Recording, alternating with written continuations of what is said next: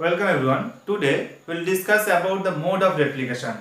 অর্থাৎ how the DNA will be replicate. তাহলে DNA টা কিভাবে রেপ্লিকেট করছে তাহলে সেই মোডটা আমাদের জানতে হবে। তাহলে যে সময় DNA double helical structure Discovery হয়েছিল তাহলে সেই সময় আমাদের DNA রেপ্লিকেশনের প্রসেসের কোনো কনসেপ্ট ছিল না, ফলে বিভিন্ন বিজ্ঞানী তাদের বিভিন্ন ওপিনিয়ন দিয়েছেন বা এই বিভিন্ন বিজ্ঞানী বিভিন্ন মোডের কথা বলেছেন যে রেপ্লিকেশনটা এই মোডে হতে পারে। তাহলে আমরা সেই মোডগুলো আগে দেখে নেব যে মোড অফ রেপ্লিকেশন কি, তারপরে আমরা দেখব যে আসলে কোন মোডে হয় তার এক্সপেরিমেন্টাল প্রুফ, কারণ যেহেতু সায়েন্স তাহলে এখানে আমাদের শুধু ওপিনিয়ন চলবে না, তাহলে সেখানে আমাকে এক্সপেরিমেন্টাল প্রুফ দিতে হবে। তাহলে সেটা আমরা দেখব। তাহলে ফার্স্ট আমরা দেখে নিই যে আমাদের মোড অফ রেপ্লিকেশন। তাহলে আমরা ফার্স্ট আজকে দেখব মোড অফ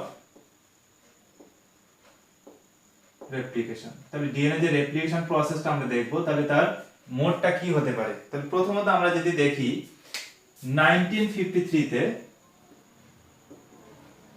আমাদের কি পেয়েছি, double helix model of DNA by Watson and Crick. তাহলে আমরা যদি দেখি 1953 তে আমরা ডিএনএ ডাবল হেলিক্যাল মডেলটা পেয়েছি, এবং তারপরে 1956 এ যদি দেখা যায় 1956 আমরা ডিএনএ পলিমারেজ 1 টাকে ডিসকভার করতে পেরেছি। ডিএনএ পলিমারেজ 1 যেটা হচ্ছে ডিএনএ রেপ্লিকেশনের জন্য মেন এনজাইম, যেটাকে আমরা ডিএনএ পলিমারেজ বলছি। পলিমারেজের বিভিন্ন টাইপস আছে 1 2 3 এবং তাদের ডিফারেন্ট ডিফারেন্ট ফাংশন আছে। যখন আমরা রেপ্লিকেশন প্রসেস করব তখন সেখানে দেখব যে কিভাবে তারা ফাংশন করছে। তাহলে ডিএনএ পলিমারেজ 1 এটা ডিসকভার করেছেন, ডিসকভার্ড বাই আর্থার কনবার্গ। তাহলে আমরা যদি দেখি 1953 তে আমাদের DNA double helical model Watson Crick দিয়েছেন। 1956 এ ডিএনএ পলিমারেজ 1 টা ডিসকভারি হয়েছে। তাহলে ডিএনএ রেপ্লিকেশনের জন্য অসংখ্য এনজাইম দরকার, মানে মেনি এনজাইম সেখানে ইনভলভড আছে। তাহলে তার মধ্যে একটা এনজাইম আমাদের ডিসকভারি হয়েছে। তাহলে কিভাবে রেপ্লিকেশন হয় তার কোনো কনসেপ্ট বা ধারণা কারোর মধ্যে নেই, সেজন্য বিভিন্ন বিজ্ঞানী বিভিন্নভাবে মতামত দিয়েছিলেন। তাহলে আমরা সেগুলো দেখব। তাহলে আমরা যদি দেখি তাহলে ওভারঅল তিনটে মোড অফ রেপ্লিকেশন আমরা দেখব। তাহলে তিন ধরনের মোডের কথা বলা হয়েছে। তাহলে ওয়াটসন ক্রিক বা ক্রিক যে মোডের কথা বলেছিলেন সেটা হচ্ছে সেমি কনজারভেটিভ মোড। তাহলে ফার্স্ট হচ্ছে আমাদের semi conservative mode of DNA replication. Second যদি আমরা দেখি তাহলে সেটা হচ্ছে আমাদের ডিসরাপটিভ মোড অফ রেপ্লিকেশন। এবং থার্ড যদি আমরা দেখি তাহলে কনজারভেটিভ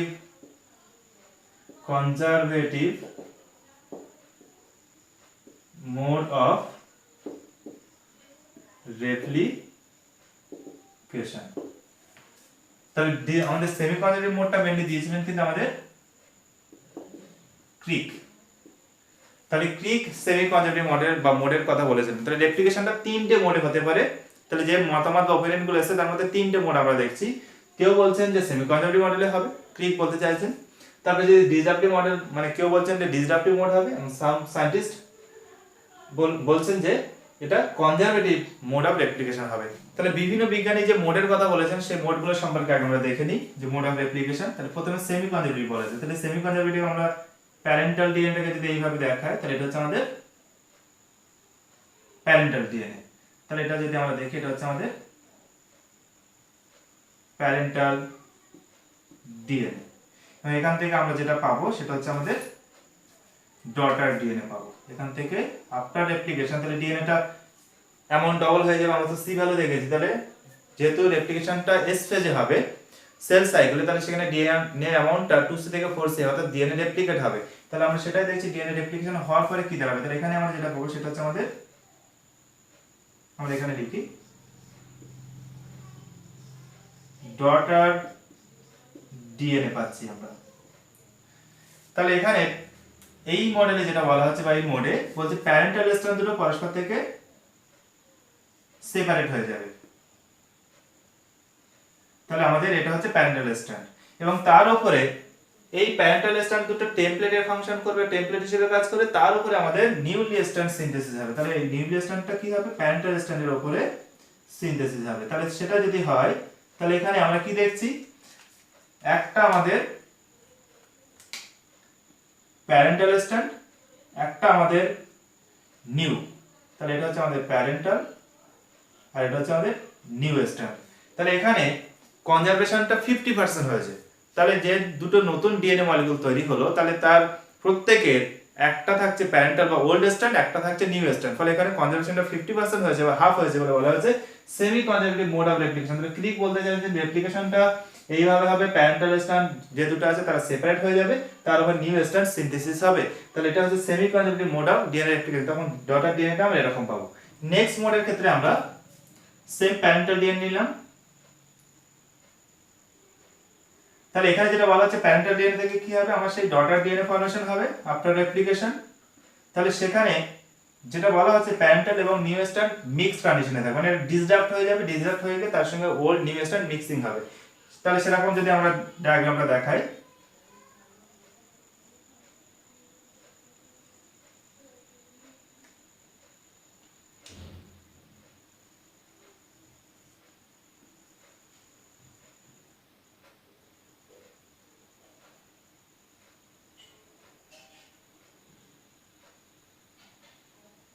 তাহলে কেমন হবে বিষয়টা দেখা যাক। তাহলে এখানে দেখো রেড এন্ড ব্লু মিক্সড হচ্ছে,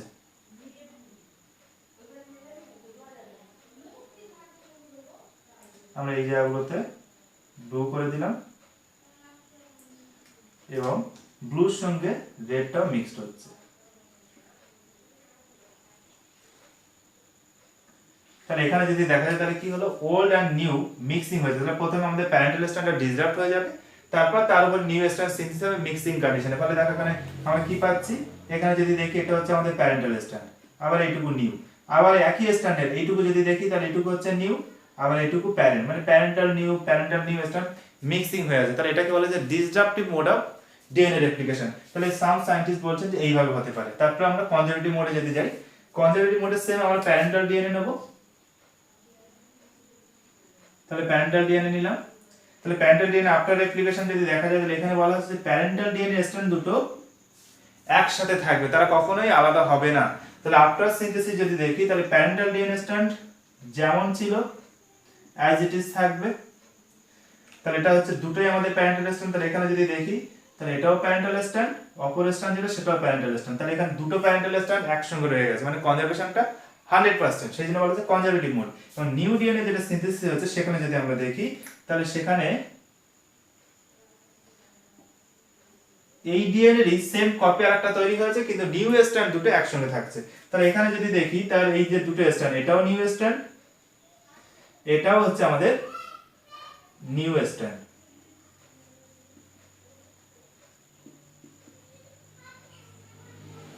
তাহলে এখানে যেটা বলা হচ্ছে যে মোড অফ রেপ্লিকেশন বিভিন্ন ভাবে হতে পারে, বিভিন্ন সায়েন্টিস্ট বিভিন্ন অপিনিয়ন দিয়েছেন। তাহলে কেউ বলছেন সেমি কনজারভেটিভ মোড, সেক্ষেত্রে প্যারেন্টাল স্ট্র্যান্ড সেপারেট হয়ে তারপর নিউ স্ট্র্যান্ড সিনথেসিস হবে। তাহলে একটা ওল্ড একটা নিউ স্ট্র্যান্ড ক্যারি করবে, এখানে ডিসরাপ্ট হয়ে যাবে প্যারেন্টাল ডিএনএ, তার সঙ্গে নিউ ওল্ড মিক্সিং কন্ডিশনে সিনথেসিস হচ্ছে। ফলে এখানে দুটো ডিএনএ কপি পাবো, সেখানে ওল্ড বা প্যারেন্টাল নিউ স্ট্র্যান্ড মিক্সিং হয়ে আছে। কনজারভেটিভ মোডে বলা হচ্ছে প্যারেন্টাল স্ট্র্যান্ড দুটো একসঙ্গে থাকবে। ফলে এখানে আমরা যে দুটো ডিএনএ কপি পেলাম ঠিকই, প্যারেন্টাল ডিএনএ স্ট্র্যান্ড দুটো একসঙ্গে আছে আর এখানে নিউ স্ট্র্যান্ড দুটো একসঙ্গে আছে। ফলে এখানে কনজারভেশনটা 100% আছে। ফলে এটাকে বলা হয় conservative mode of DNA replication. তাহলে যেহেতু এই সময় ডিএনএ ডাবল হেলিক্যাল স্ট্রাকচার সেটা প্রপোজড হলো, শুধুমাত্র ডিএনএ পলিমারেজ 1 এর ডিসকভারি হয়েছে। ফলে ডিএনএ রেপ্লিকেশনটা আসলে কিভাবে হতে পারে সেটার ফাইনাল কোনো কনসেপ্ট কারো কাছে নেই। তাহলে বিভিন্ন সায়েন্টিস্ট বিভিন্ন অপিনিয়ন দিচ্ছেন, তাহলে সায়েন্সে শুধু অপিনিয়নে চলবে না, তাহলে আমাদের এক্সপেরিমেন্টাল প্রুফ চাই। তখন এই এক্সপেরিমেন্টাল প্রুফের জন্য এবার আমরা চলে যাব মেসেলসন এন্ড স্টারের এক্সপেরিমেন্ট। তাহলে এটাকে কিসের দ্বারা প্রুফ করব আমরা? তাহলে আমরা এবারে প্রুফ করব মেসেলসন এন্ড স্টার। তাহলে এই দুজন সায়েন্টিস্টের সাহায্যে আমরা এবারে প্রমাণ করব বা এদের এক্সপেরিমেন্টের সাথে প্রমাণ করব যে ডিএনএ রেপ্লিকেশনটা আসলে কোন মোডে হবে। Now will discuss the Meselson and Stahl experiment. Meselson and Stahl experiment. তাহলে এভরি এক্সপেরিমেন্ট যদি আমরা দেখি সেক্ষেত্রে কিন্তু কোনো না কোনো বেসিসের উপর সেটা করা হয়। তাহলে এখানে যে বেসিসটা ইউজ করা হয়েছে সেটা যদি দেখি যে এই এক্সপেরিমেন্টের জন্য রিকোয়ারমেন্ট কি হবে, তাহলে আমরা একেবারে দেখে নিই বেসিসটা ফার্স্ট। যে এটা হচ্ছে ডেনসিটি গ্রেডিয়েন্ট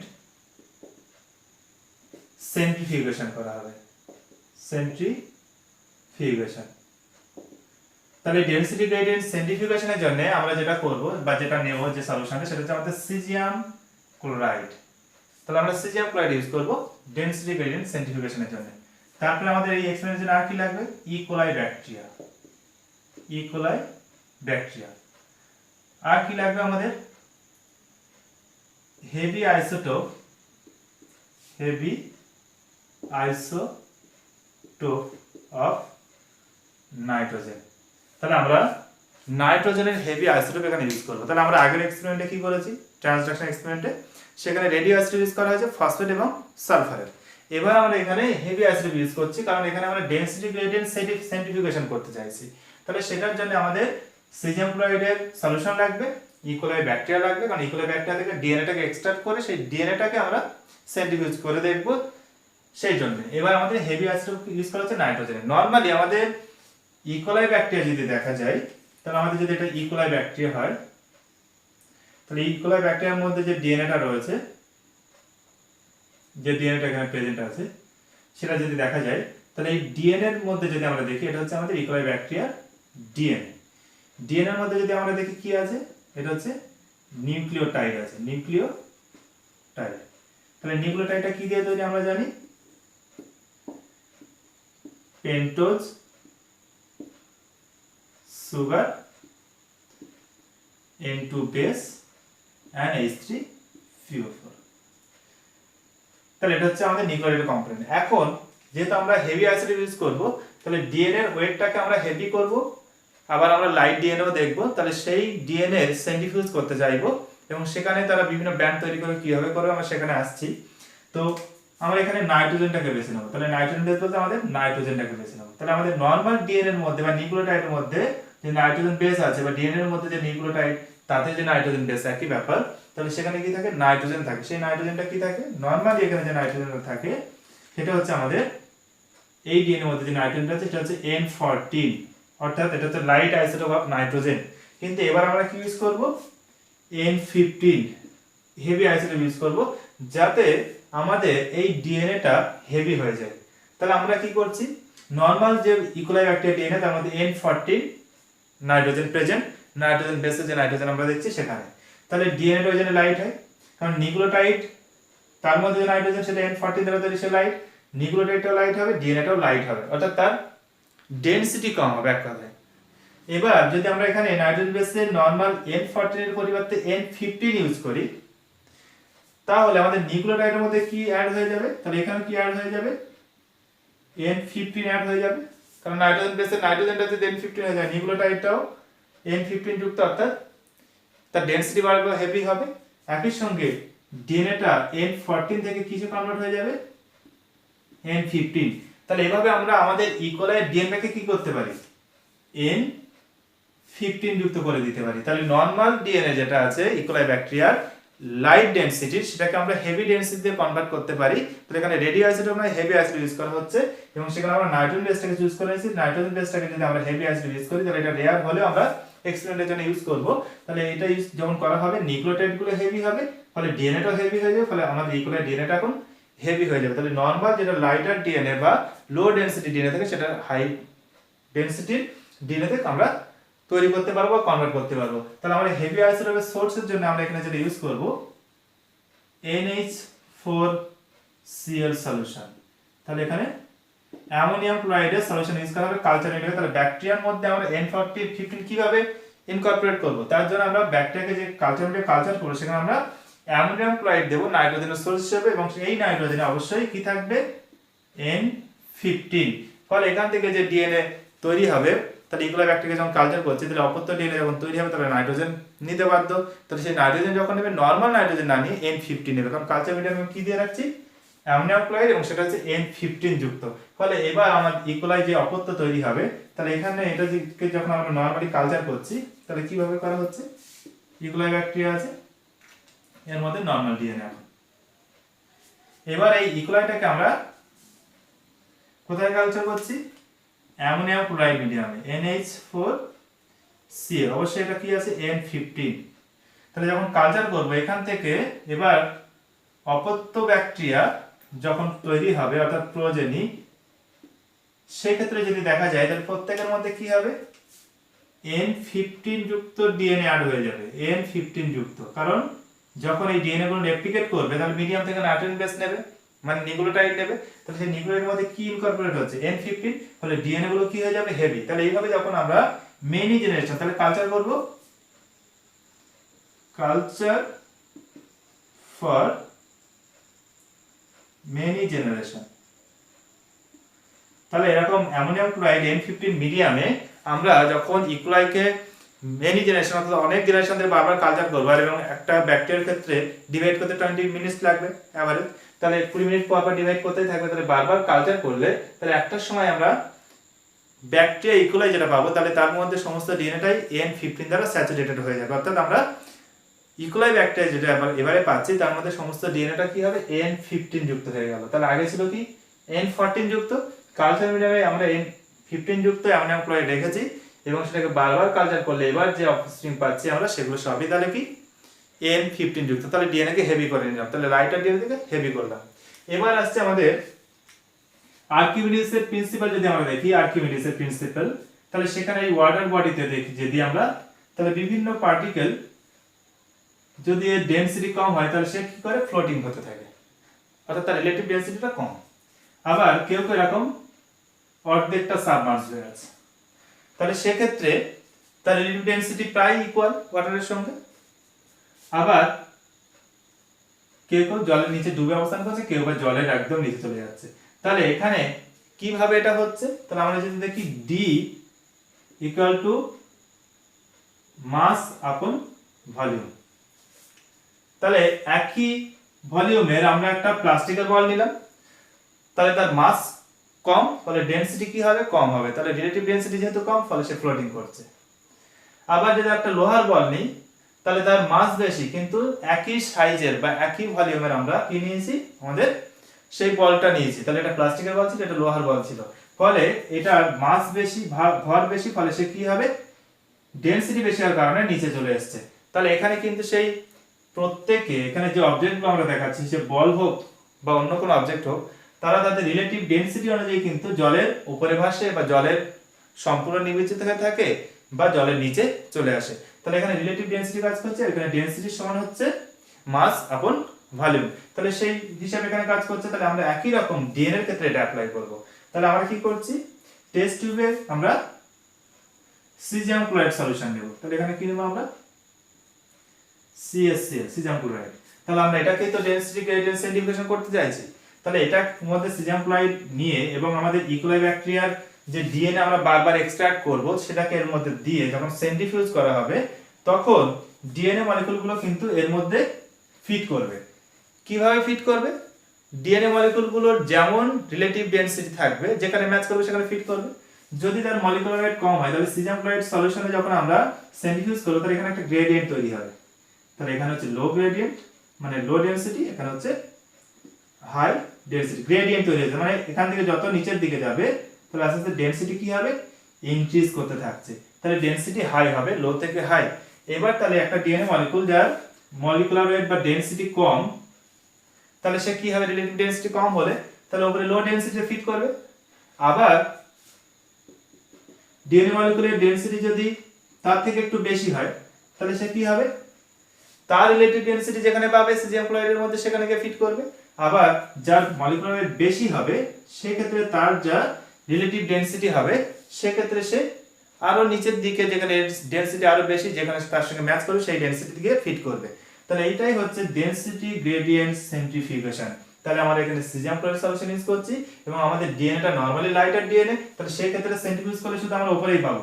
এখন আমরা কি করছি, ডিএনএটাকে N15 যুক্ত করে হেভি করে নিচ্ছি বা তার ডেনসিটি বাড়িয়ে নিচ্ছি, এবার সেন্ট্রিফিউজ করলে আমরা এখানে পাবো। তাহলে নরমালি আমাদের পসিবিলিটি যেটা আছে, তাহলে এখানে যে ডিএনএ আছে তাহলে তার দুটো স্ট্র্যান্ডে কি আছে N14 বাই N14, অর্থাৎ দুটো স্ট্র্যান্ডে যে নিউক্লিওটাইড বা নাইট্রোজেন বেসগুলো আছে সবাই N14 এর, ফলে মলিকুলার ওয়েট কম বা ডেনসিটি কম, ফলে উপরে ফিট করেছে। আর একটা কন্ডিশন কি হতে পারে, ইকোলাই ব্যাকটেরিয়ার ডিএনএ কে যখন সম্পূর্ণটাই আমরা N15 দ্বারা স্যাচুরেটেড করে নিলাম বারবার কালচার মিডিয়ামে অ্যামোনিয়াম ক্লোরাইড ইউজ করে, তাহলে কিন্তু অপত্য যত ইকোলাই তৈরি হবে সবার ডিএনএ N15 যুক্ত হেভি হয়ে গেছে। সেই ক্ষেত্রে যখন তার ডিএনএ এক্সট্রাক্ট করব তাহলে তার ডিএনএ গুলো কোথায় এসে ফিট করবে, তার রিলেটিভ ডেনসিটি যেহেতু বেশি তাহলে সে নিচে এসে ফিট করবে, এবং মিডলে কে থাকবে যেখানে একটা স্ট্যান্ডে থাকবে N14 অপর স্ট্যান্ডে থাকবে N15, তাহলে সেক্ষেত্রে হাইব্রিড হয়ে গেল বিষয়টা। তাহলে সেটা রিলেটিভ ডেনসিটি কমও নয় বেশিও নয়, তাহলে মাঝামাঝি মিডিয়াম হচ্ছে, ফলে সে মিডলে ফিট করবে। তাহলে যেখানে যে ডেনসিটি তার সঙ্গে রিলেটিভ ডেনসিটি ম্যাচ করবে সেখানে ফিট করে যাবে। তাহলে এইভাবে আমরা ডিএনএ এর ব্যান্ড পাবো। তাহলে এটা হচ্ছে এক্সপেরিমেন্টের বেসিস। এবার আমরা এক্সপেরিমেন্টটাতে চলে যাব। তাহলে আবার একবার দেখি আমরা রিক্যাপটা। তাহলে এখানে মেসেলসন স্টাইলের এক্সপেরিমেন্ট দ্বারা আমরা প্রমাণ করতে যাচ্ছি যে ডিএনএ রেপ্লিকেশন মোডটা আসলে সেমি কনজারভেটিভ, সেটা প্রমাণ করতে চাইছি। সেই জন্য আমরা density gradient centrifugation technique use করব। সেখানে সিজিয়াম ক্লোরাইডটাকে আমরা সেন্ট্রিফিউগেশনের সলিউশনে ইউজ করব। ইকোলাই ব্যাকটেরিয়া দরকার আমাদের, ইকোলাই নরমাল ডিএনএ যেটা সেটা হচ্ছে N14 যুক্ত অর্থাৎ লো ডেনসিটি। এবার আমরা সেটাকে হাই ডেনসিটির করতে চাইছি। তাহলে তার মধ্যে আমাদের হেভি আইসোটোপ নাইট্রোজেনটাকে বেছে নিয়েছি N15, সেটাকে ইনকর্পোরেট করাতে হবে, তাহলে আমাদের ডিএনএটা হেভি হয়ে যাবে। সেটার জন্য আমরা কি করলাম, ammonium chloride culture medium use করেছি। এবার এখানে ইকোলাই বারবার যখন কালচার করব এভরি 20 মিনিটস ব্যাকটেরিয়া ডিভাইড করবে, ফলে যত কালচার করতে থাকবো মেনি জেনারেশন ধরে, ফলে আমাদের অপত্য ফার্স্ট মানে ইকোলাই ব্যাকটেরিয়া ফরমেশন হবে। সেই ইকোলাই ব্যাকটেরিয়ার মধ্যে N15 অর্থাৎ হেভি নাইট্রোজেন ইনকর্পোরেট হয়ে যাওয়ার কারণে তাদের ডিএনএটাও হেভি হয়ে যাবে। এবার আমরা যে ব্যাকটেরিয়ার মধ্যে শুধু N14 যুক্ত ডিএনএ আছে, ফলে ডেনসিটি কম, তার ডিএনএ যদি এক্সট্রাক্ট করি তাহলে সেটা আমরা এখানে পাবো ব্যান্ড, যেহেতু তার লো ডেনসিটি এখানে ম্যাচ করবে। যার ক্ষেত্রে শুধু N15 যুক্ত ইকোলাই তৈরি করেছি, তার ডিএনএ নিয়ে ব্যান্ড করলে কোথায় পাবো, এখানে পাবো, তাহলে তার রিলেটিভ ডেনসিটি হাই যেহেতু এখানে এসে ফিট করছে। আর যার ক্ষেত্রে N14 N15 যুক্ত হবে, তাহলে সেক্ষেত্রে পসিবিলিটিস হচ্ছে কি, যেহেতু এখানে ডেনসিটিটা মিডিয়াম, তাহলে লো নয় হাই ডেনসিটিও নয়, তাহলে এখানে কি হবে মিডিলে সেটা তার রিলেটিভ ডেনসিটি অনুযায়ী ফিট করে যাবে। তাহলে এইভাবে আমরা ডিএনএ ব্যান্ড পাবো। তাহলে এটা সেই আর্কিমিডিসের প্রিন্সিপাল মেনে যেটা যেমন হয় D সমান m মাস আপন ভলিউম, তাহলে সেখান থেকে কিন্তু এটা আসছে। তাহলে এই হচ্ছে আমাদের এক্সপেরিমেন্টের বেসিস। তাহলে সেন্ট্রিফিউগেশনের গ্রেডিয়েন্ট মানে ডেনসিটি গ্রেডিয়েন্ট সেন্ট্রিফিউগেশন করার জন্য আমাদের সিজিয়াম ক্লোরাইডটা দরকার, আর ডিএনএটাকে হেভি করার জন্য আমাদের দরকার অ্যামোনিয়াম ক্লোরাইড অর্থাৎ N15 আইসোটোপ। এবার তাহলে মেইন এক্সপেরিমেন্টের যে প্রসেস সেখানে গেলে আমাদের প্রমাণ হয়ে যাবে ডিএনএ রেপ্লিকেশনটা সেমি কনজারভেটিভ। তাহলে এবার আমরা চলে যাই মেইন এক্সপেরিমেন্টাল প্রসেসে। তাহলে আমরা প্রসেস যদি দেখি মেইন এক্সপেরিমেন্টাল প্রসেস, তাহলে সেখানে যেটা করা আছে, প্রথমে আমরা কি করেছি, আমাদের ইকোলাই যেটা আছে যেটাকে আমরা প্যারেন্টাল জেনারেশন হিসেবে ইউজ করব, সেটাকে আমরা N15 দ্বারা টোটালি হাই ডেনসিটি ডিএনএ তার মধ্যে ডেভেলপ করেছি। তাহলে আমরা সেটাই আমরা এখানে দেখাবো। তাহলে আমরা যদি দেখি, এটা হচ্ছে আমাদের কালচার মিডিয়াম।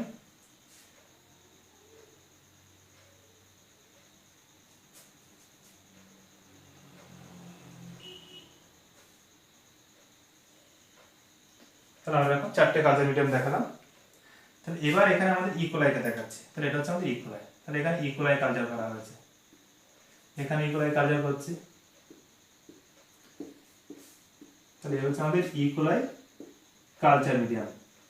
তাহলে আমরা কি করব, প্রথমবার যখন আমরা এখানে ইউজ করব আমরা রেড কালি দিয়ে দিচ্ছি NH4Cl, মানে এটা N15 যুক্ত অ্যামোনিয়াম ক্লোরাইড মিডিয়াম ইউজ করা হয়েছে।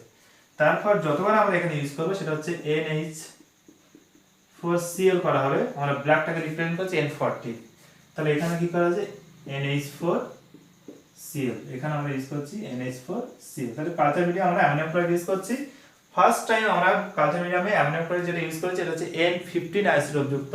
তাহলে এখান থেকে যে ইকোলাই অপত্য তৈরি হবে, তাহলে এখান থেকে যে ইকোলাই ফর্মেশন হবে, তাহলে সেই ইকোলাই গুলোর মধ্যে যদি দেখা যায় তাহলে তার মধ্যে আমরা কি দেখব, N15 অ্যাড হয়ে যাচ্ছে। তাহলে আমরা ডিএনএ এর মধ্যে N15 পেয়ে যাচ্ছি। তাহলে এবার মেনি জেনারেশন ধরে এটাকে কালচার করা হয়েছে। তাহলে কি করা হয়েছে, কালচার ফর মেনি জেনারেশন। তাহলে মেনি জেনারেশন দিয়ে কালচার করা হয়েছে। তাহলে কি হবে, ইকোলাইয়ের যে নরমাল এখানে প্রথম ডিএনএ কি ছিল আমরা ব্লু কালি দিয়ে দেখাচ্ছি, তাহলে সেটা N14 যুক্ত ছিল, অর্থাৎ লো ডেনসিটি ছিল। এবার আমরা কি করেছি, অ্যামোনিয়াম ক্লোরাইড কালচার মিডিয়ামে বারবার কালচার যখন করা হচ্ছে মেনি জেনারেশন ধরে, তাহলে এখানে টোটাল ডিএনএটাই N15 দ্বারা স্যাচুরেটেড হয়ে যাবে, কারণ এখান থেকে ইকোলাই যখন ডিভাইড করবে মিডিয়াম থেকে N15 যুক্ত নাইট্রোজেন বেস নেবে, ফলে ডিএনএটা N15 দ্বারা স্যাচুরেটেড হয়ে যাবে। এবার আমরা কি করব, এই যে ইকোলাই পেলাম, তাহলে কিছু ইকোলাই এখান থেকে নেব, কিছু ইকোলাই এখান থেকে নেব, নেওয়ার পর আমরা সেটাকে কি করব, সেন্ট্রিফিউজ করব। তাহলে আমরা এখানে সেন্ট্রিফিউজ করব। তাহলে সেন্ট্রিফিউজ করার পরে যদি আমরা দেখি, তাহলে এখানে সিজিয়াম ক্লোরাইড সেই ডেনসিটি গ্রেডিয়েন্ট সেন্ট্রিফিউগেশন করা হচ্ছে, করলে আমরা হাই ডেনসিটিতে ডিএনএ এর ব্যান্ড পাচ্ছি। কারণ কি, তাহলে এখান থেকে প্রমাণ হচ্ছে হাই ডেনসিটি কেন পেলাম, তাহলে আমাদের ডিএনএ এর মধ্যে N15 অ্যাড হয়েছে বলে তার ডেনসিটি বেড়ে গেছে, ফলে তার রিলেটিভ ডেনসিটিতে ফিট হয়েছে। তার মানে এখানটাতে আমাদের কি আছে, N15/N15, অর্থাৎ তার দুটো স্ট্যান্ডেই ডিএনএ এর N15 যুক্ত হয়ে গেছে, ফলে ডিএনএটা হেভি হওয়ার কারণে হাই ডেনসিটিতে তার রিলেটিভ ডেনসিটিতে ম্যাচ করেছে। তারপরে এখান থেকে আমরা সেন্ট্রিফিউজ করলাম এবং কিছু নিয়ে গিয়ে আমরা এই জেনারেশনে দিলাম। তাহলে এটা হচ্ছে আমাদের পি জেনারেশন, এটা হচ্ছে আমাদের ফার্স্ট জেনারেশন, এটা যদি আমরা দেখি এটা হচ্ছে আমাদের সেকেন্ড জেনারেশন, এটা যদি আমরা দেখি এটা হচ্ছে আমাদের থার্ড জেনারেশন। তাহলে এখান থেকে ইকোলাই কিছু নিয়ে আমরা দেখলাম যে ডিএনএ এর ব্যান্ডটা আমরা হাই ডেনসিটি পাচ্ছি। তারপর বাকি নিয়ে আমরা কি করলাম, অ্যামোনিয়াম ক্লোরাইড যেখানে নরমাল N14 ইউজ করা হয়েছে, তাহলে সেই কালচার মিডিয়ামে দিলাম। তাহলে এখানে যখন কালচার মিডিয়ামে দেবো, তাহলে এখান থেকে আমাদের ইকোলাই আবার অপত্য তৈরি হবে। তাহলে যে অপত্যগুলো তৈরি হবে তার মধ্যে কি আছে আমরা জানি না। এবার এখান থেকেও সেম প্রসেসে আমরা কি করছি, আবারও সেন্ট্রিফিউগেশন করব। তাহলে আবারও সেন্ট্রিফিউগেশন করলে আবার আমরা টেস্ট টিউবে যদি দেখি রেজাল্ট কি আসছে। এবার হঠাৎ করে আমরা এই জায়গাটাতে ডিএনএ ব্যান্ড পেলাম, এখানটাতে ডিএনএ ব্যান্ড পেলাম। আমি এইভাবে দেখাচ্ছি, পরের এক্সপ্লেনেশনটা দেব। ডিএনএ ব্যান্ড পেয়েছি, তাহলে আমরা এখানে মিডলে ডিএনএ ব্যান্ড পেয়েছি। কেন পেয়েছি তার ব্যাখ্যা পরে আসছি। এবার বাকি ইকোলাই নিয়ে আমরা কি করছি, নেক্সট জেনারেশনে আবার কালচার করছি। তাহলে ফার্স্ট জেনারেশন থেকে নিয়ে যখন আবার আমরা অ্যামোনিয়াম ক্লোরাইড মিডিয়ামে দিলাম, তাহলে তারা আবার নতুন প্রজেনি তৈরি করবে। তাহলে এখান থেকে যে ইকোলাইগুলো তৈরি হবে, তাহলে সেগুলো হচ্ছে আমাদের সেকেন্ড জেনারেশন। তাহলে একই রকম ভাবে এখান থেকে কিছু আমরা নিয়ে কি করব, আবারও সেন্ট্রিফিউজ করব এবং কিছু নিয়ে কি করব, নেক্সট কালচার মিডিয়ামে দেব। তাহলে সেটা যেখান থেকে যেগুলো তৈরি হবে সেটা হবে আমাদের থার্ড জেনারেশন। তাহলে এখানে আমরা কি পাবো, থার্ড জেনারেশন। তাহলে এখান থেকে আমরা কি করছি, কিছু নিয়ে সেন্ট্রিফিউজ করছি। তাহলে এখানে সেন্ট্রিফিউজ যখন করব, এখানে যে রেজাল্টটা আসছে সেটা যদি দেখা যায় যে হাইব্রিড পজিশনে আমরা যে ব্যান্ডটা পেয়েছি সেটা পাচ্ছি, তাহলে সেটা অ্যাজ ইট ইজ যেমন ছিল আছে। একই সঙ্গে যদি দেখা যায়, তাহলে লো ডেনসিটিতে আমরা কি পাচ্ছি, আর একটা ডিএনএ ব্যান্ড পাচ্ছি। এবারে এখান থেকে নিয়ে যখন কালচার করা হলো, সেখান থেকে যে থার্ড জেনারেশন তৈরি হয়েছে তাদেরকেও যদি একই রকম আমরা সেন্ট্রিফিউজ করি, তাহলে আমাদের রেজাল্ট কি আসছে, সিজিয়াম ক্লোরাইডের মধ্যে যখন আমরা সেই ডিএনএ এক্সট্রাক্ট করা হবে, অবশ্যই এদের থেকে ডিএনএ কে এক্সট্রাক্ট করে বার করতে হবে, তারপর সেন্ট্রিফিউগেশন হবে। তাহলে তখন দেখা যাচ্ছে যে এখানে যে ব্যান্ড হাইব্রিড পজিশনে যেমন ছিল আছে, এবং উপরে সেই ডিএনএ ব্যান্ডটা কি হচ্ছে, আস্তে আস্তে লো ডেনসিটি যে ডিএনএ ব্যান্ড সেটা আরো ঠিক হতে থাকছে। তাহলে এবার এক্সপ্লেনেশনটা আমাদের দেখতে হবে। যদি কনজারভেটিভ মোড হয়, কনজারভেটিভ মোডে কি বলা হয়েছে, তাহলে কনজারভেটিভ মোডে বলা হয়েছিল তাহলে দুটো ডিএনএ আছে স্ট্র্যান্ড, তাহলে সেখান থেকে যখন তৈরি হবে তাহলে প্যারেন্টাল স্ট্র্যান্ড তার থেকে সেপারেট হবে না, তাহলে নিউ স্ট্র্যান্ড তাদের মতন থাকবে। তাহলে তাই যদি হয়, তাহলে আমরা প্যারেন্টাল ডিএনএ কে কি করেছি, N15 মার্ক করেছি। তাহলে এখানে N15 মার্ক করা হয়েছে এবং নিউটা কি দিয়ে তৈরি, N14। কারণ বারবার যখন আমরা কালচার করছি নরমাল মিডিয়ামে কালচার করা হয়েছে। তাহলে কনজারভেটিভ মোড যদি হয়, সেক্ষেত্রে ব্যান্ড সবসময় আমরা দুটো পাবো, একটা হাই ডেনসিটিতে, একটা লো ডেনসিটিতে, কিন্তু সেটা আমরা পেলাম না। তাহলে আমরা প্যারেন্টাল ডিএনএ কালচার করার পর যখন আমরা সেকেন্ড জেনারেশনে যাব, তাহলে সেকেন্ড জেনারেশনে আমরা কি পাচ্ছি, হাইব্রিড পজিশনে পাচ্ছি। তাহলে আমাদের দুটো ব্যান্ড সবসময় পাওয়ার কথা, কারণ প্যারেন্টাল স্ট্র্যান্ড তারা তাদের মতন থাকবে, নিউ স্ট্র্যান্ড তাদের মতন থাকবে। তাহলে দুটো ডেনসিটি আলাদা, মানে দুটো আমাদের একটা হাই ডেনসিটিতে পাবো, একটা লো ডেনসিটি, কিন্তু সেটা আমরা পাইনি। তার মানে কনজারভেটিভ মডেল যদি হতো, তাহলে সেই ক্ষেত্রে আমরা ব্যান্ডটা কোথায় পেতাম, তাহলে একটা পেতাম আমাদের নিউ ডিএনএ যেটা সেটা হচ্ছে লো ডেনসিটি, তার মানে এখানে পাবো, এবং আরেকটা আমরা কোথায় পেতাম, আমাদের হাই ডেনসিটি এখানে পেতাম। কিন্তু আমাদের ফার্স্ট জেনারেশনে আমরা সেই রেজাল্ট পাইনি, হাইব্রিড পজিশনে পেয়েছি, তাহলে আমাদের এটা রিজেক্ট হয়ে গেল। সেকেন্ড যদি ডিসরাপটিভ হতো, ডিসরাপটিভের মধ্যে কি দেখেছি, নতুন পুরনো মিক্সড আছে, মানে ওল্ড নিউ ওয়েস্টার্ন মিক্সিং হয়ে আছে, তাহলে সেখানে যদি হয় তাহলে একটা হাইব্রিড কন্ডিশন তৈরি হচ্ছে। তাহলে হাইব্রিড যদি হয় তাহলে আমাদের যদি মডেলটা বা মোডটা রেপ্লিকেশনের ডিসরাপটিভ হতো, তাহলে আমরা কি পেতাম, সবসময় হাইব্রিড পজিশনে পেতাম, কারণ তার মধ্যে কি আছে, আমাদের old and new DNA mixing condition রয়েছে, তাহলে সবসময় আমরা কি পেতাম, N15/N14 পজিশনে পেতাম। আর এটার ক্ষেত্রে কোথায় পেতাম, N14/N14 পজিশনে, এবং এখানে N15/N15, কারণ N15 দ্বারা মার্ক করেছি প্যারেন্টাল ডিএনএ, সেটা সেপারেটে তাদের সঙ্গে মানে একসঙ্গে থাকবে, নিউ ডিএনএ N14 দ্বারা তৈরি, সেটা একসঙ্গে থাকবে, তাহলে সবসময় দুটো ব্যান্ড পাবো যদি কনজারভেটিভ হয়। এবং যদি আমাদের ডিসরাপটিভ হয়, যেহেতু মিক্সিং হচ্ছে ওল্ড নিউ, তাহলে আমাদের N14 N15 মিক্সিং থাকবে, তাহলে সেই ক্ষেত্রে আমরা একটাই ব্যান্ড পাবো হাইব্রিড পজিশনে। তাহলে আমাদের প্রথম ফার্স্ট জেনারেশনেই কনজারভেটিভ মোড অফ রেপ্লিকেশনটা রিজেক্ট হয়ে গেল, কারণ আমরা হাইব্রিড পজিশনে ব্যান্ড পেয়েছি। তাহলে হাইব্রিড পজিশনে যে ব্যান্ডটা পেয়েছি, এটা দেখে মনে হচ্ছে যে আমাদের এবার ডিসরাপটিভ মডেল হতে পারে। কিন্তু তারপরে আমরা যখন সেকেন্ড জেনারেশনে যাচ্ছি, সেখান থেকে রেজাল্ট নিচ্ছি, তখন হাইব্রিড পজিশনে আছে, আবার উপরে লো ডেনসিটিতে আবার ডিএনএ ব্যান্ড পেয়েছে, তাহলে এটা এলো কোত্থেকে, তখন তার মানে আমাদের disruptive mode of replication rejected. তাহলে এখন চান্স থেকে যাচ্ছে শুধু semi conservative mode of replication হতে পারে, তাহলে তার জন্য আমাদের প্রুফ চাই।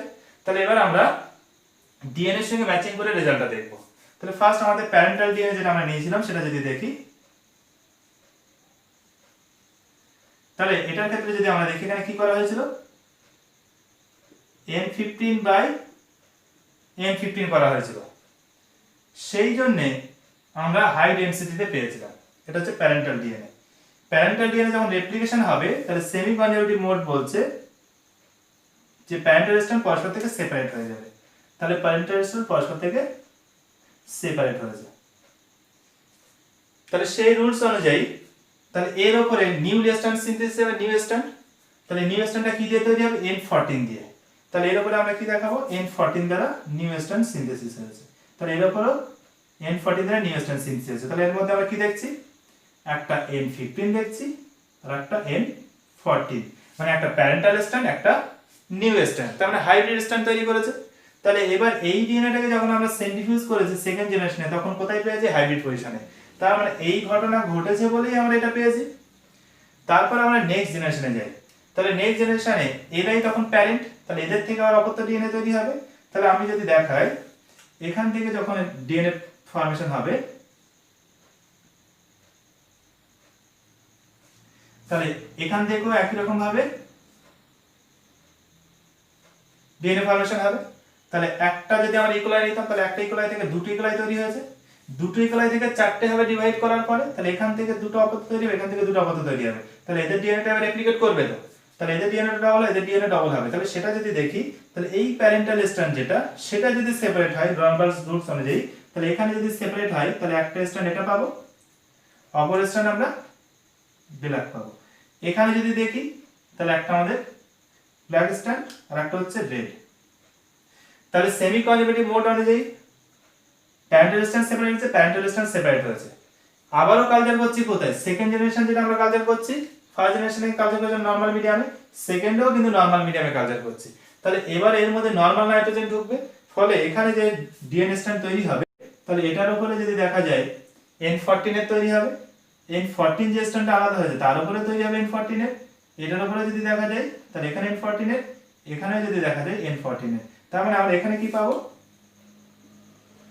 N15/N14 পাবো, এখানে কি পাবো, N14/N14, এখানেও সেম পাবো, এখানে এই জিনিসটাই পাবো। তাহলে এই হিসেবে যদি আমরা দেখি, তাহলে আমরা রেজাল্ট কি পেয়েছিলাম, সেন্ট্রিফিউজ করে, তাহলে সেকেন্ড জেনারেশন থেকে সেন্ট্রিফিউজ করে আমরা যে রেজাল্টটা পেয়েছিলাম, তাহলে আমাদের হাইব্রিড ব্যান্ড এই দুটোর জন্য পেয়েছি, এবং এই দুটোর জন্য আমরা কি পেয়েছি, লো ডেনসিটির যে ডিএনএ ফর্মেশন আছে N14 দ্বারা, তাহলে সেটা এখানে পেয়েছি। তাহলে সেমি কনজারভেটিভ মোড মেনে যদি আমরা এই ছবিটাকে দেখাই, ডায়াগ্রামটাকে, তাহলে সেটা আমাদের ডিএনএ ব্যান্ড আমরা যেটা পেয়েছি তার সঙ্গে ম্যাচ করছে।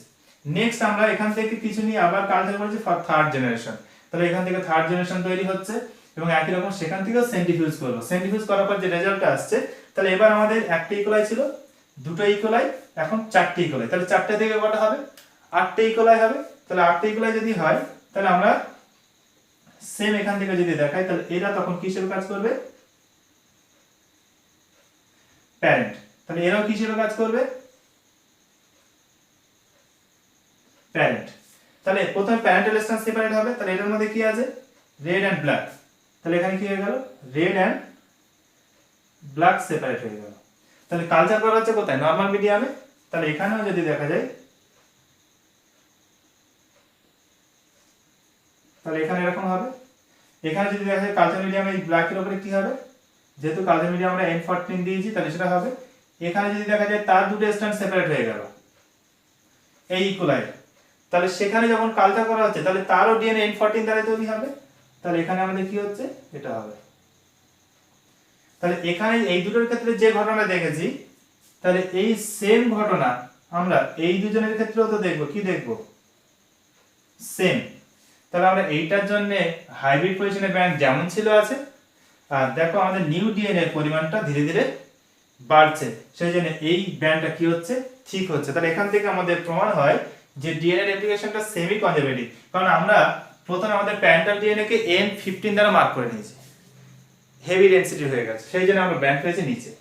কনজারভেটিভ মোড যদি হতো তাহলে সবসময় প্যারেন্টাল ডিএনএ একসঙ্গে থাকবে, নিউ স্ট্র্যান্ড আলাদা থাকবে, মানে তাদের মতো থাকবে। তাহলে N15 একটা জায়গায় থাকবে, N14 একটা জায়গায় থাকবে, সেই হিসেবে ব্যান্ড আমাদের সবসময় দুটো পজিশনে পাওয়া উচিত। কিন্তু আমরা প্যারেন্টাল ডিএনএ নিয়ে প্যারেন্টাল জেনারেশন থেকে যখন ফার্স্ট জেনারেশনে গেলাম আমরা হাইব্রিড পজিশনে পেয়েছি, তাহলে আমাদের কনজারভেটিভ মোডটা প্রথমেই কি হয়ে গেল, রিজেক্টেড।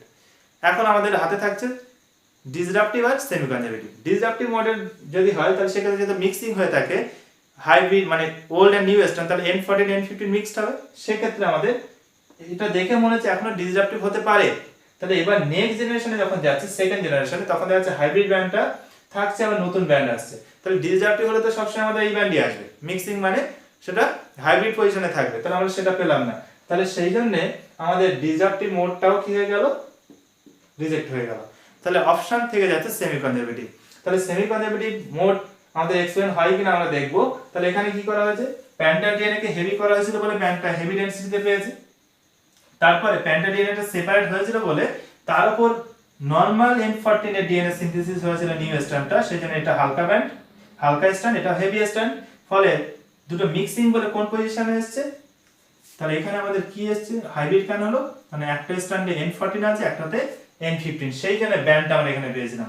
তাহলে আমরা ব্যান্ড যেটা পেয়েছিলাম তার এক্সপ্লেনেশন আমাদের ডায়াগ্রামের সঙ্গে বা সেমি কনজারভেটিভ মোডের রেপ্লিকেশন হলে তার সঙ্গে ম্যাচ করে যাচ্ছে। সেকেন্ড জেনারেশনে যখন আমরা গেলাম তাহলে কিছু কালচার করা হয়েছে, কিছু নিয়ে আবার সেন্ট্রিফিউজ করা হয়েছে। তাহলে সেখান থেকে আমরা দেখছি যে ছবির সঙ্গে যদি আমরা দেখি তাহলে এখানে এই জন্য আমরা হাইব্রিড ব্যান্ডটা পেয়েছি, তার মানে এখানে N15/N14 হাইব্রিড ব্যান্ড পাচ্ছি।